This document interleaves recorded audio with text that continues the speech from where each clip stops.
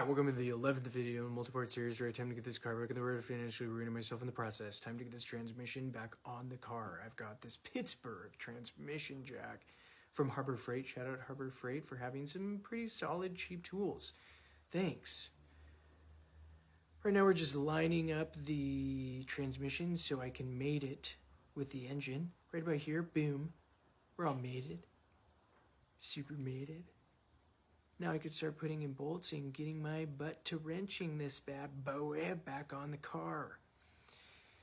Get a few bolts on. I'm just making sure everything's lined up straight, good.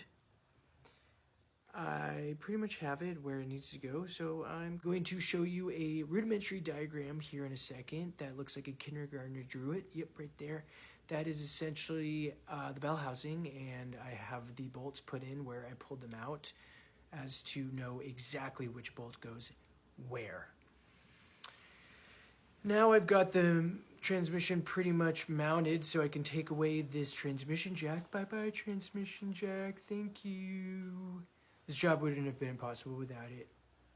Shout out, transmission jack. Now I'm just going to put in those really hard to access top bolts on the bell housing using like 5 extensions in a swivel socket. I actually don't struggle as much as I thought I would putting these bolts on, considering how much I struggled taking them off.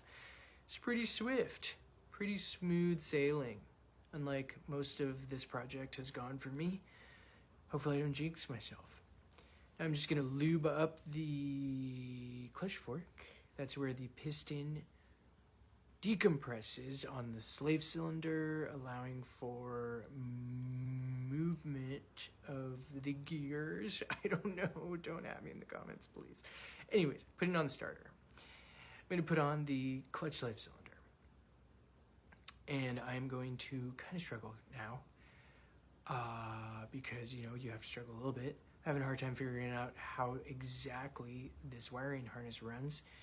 I'm going to put on the starter cover and get that guy all on there, and we are going to absolutely struggle now putting the plugs back on for all the sensors. Anyways, thanks for watching. Stay tuned in the next video.